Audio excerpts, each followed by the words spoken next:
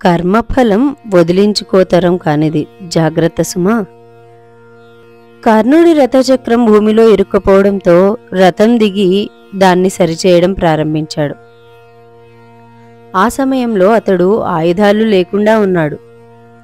శ్రీకృష్ణుడు వెంటనే కర్ణుని బాణంతో చంపమని అర్జునుని ఆదేశించాడు. భగవంతుని ఆజ్ఞను పాటించిన అర్జునుడు కర్ణుణ్ణి లక్ష్యంగా చేసుకుని ఒకదాని తర్వాత ఒకటి బాణాలు ప్రయోగించాడు. కర్ణుడు నేలపై పడిపోయాడు. మరణానికి ముందు నేలమీద పడిన కర్ణుడు శ్రీకృష్ణుడిని ఇలా అడిగాడు,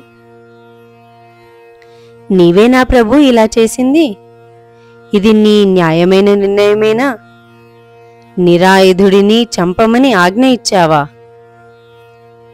సచ్చిదానందమయుడైన శ్రీకృష్ణుడు చిరునవ్వు నవ్వి, అర్జునుని కొడుకు అభిమన్యుడు కూడా పద్మవ్యూహంలో నిరాయుధుడై ఉన్నాడు.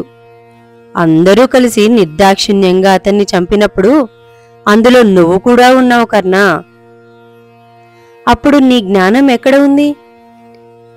అప్పుడు అభిమన్యుడు నిరాయుధుడుగా ఉన్నాడని, ఇది అధర్మమని ఎప్పుడూ అనిపించలేదా కర్ణా?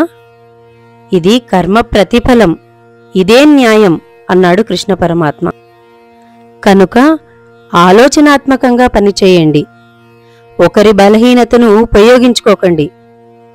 అదే కర్మ భవిష్యత్తులో మీకోసం వేచి ఉంటుంది, మరియు అది మీకు దాని ప్రతిఫలాన్ని కూడా ఇస్తుంది. ఏ విత్తు నాటితే ఆ మొక్క మొలుస్తుంది, గోడకు కొట్టిన బంతి తిరిగి వచ్చినట్టుగా. రామాయణము, భారతము మొదలగు ఇతిహాసాలు, చరిత్ర, కథలు, పురాణాలు ఏవి చూసినా మనకు ఇదే బోధపడుతుంది. ఓం తత్సత్.